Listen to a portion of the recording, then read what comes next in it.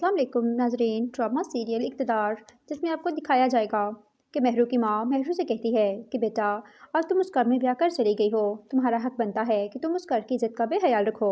इसलिए तुम्हारे लिए यही बेहतर होगा कि तुम जैन का केस वापस ले लो और जैन भाई इसी तरीके से घर वापस आ जाए।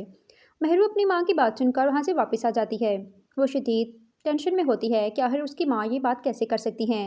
वो अपनी माँ से बहुत पूछने की कोशिश करती है कि आप ये सब बातें किसने की, मगर उसकी माँ उसे टाल देती है। महरू बहुत सोचती है तो महरू टेंशन में चली जाती है और बेहोश हो जाती है। शाहनवाज उसे उठाकर हॉस्पिटल लेकर जाता है तो डॉक्टर कहते हैं कि महरू ने शदीद सदमा लिया है, ये शदीद दबाव का शिकार हैं। तो महरू को जब होश आती है तो सुमन शाह और शाहनवाज उसके पास जाते हैं और उससे कहते हैं कि महरू जैन का केस वापस लोगी तुम। तो महरू कहती है कि हरगिज़ नहीं, मैं मरकर भी उसका केस वापस नहीं लूँगी। मैं आपके भाई को आपके इसके किए की सज़ा दिलवा कर ही रहूँगी। इसलिए मुझसे किसी भी चीज़ की तवक्को मत कीजिएगा कि मैं इस बारे में आपसे कोई तावन करूँगी।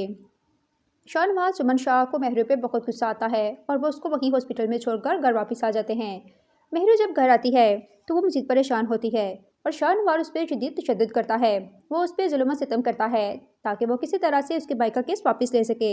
मगर महरू जो कि बहुत ही मजबूत और स्ट्रॉन्ग लड़की है, वो किसी भी कीमत पर शाहनवाज और सुमन शाह के आगे नहीं झुकेगी। वो जैन शाह को सजा दिलवा कर ही रहेगी।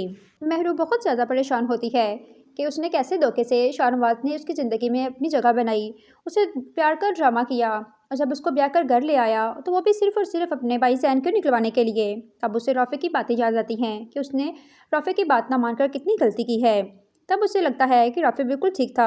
अब महरू अपने की पर बहुत पछता रही है।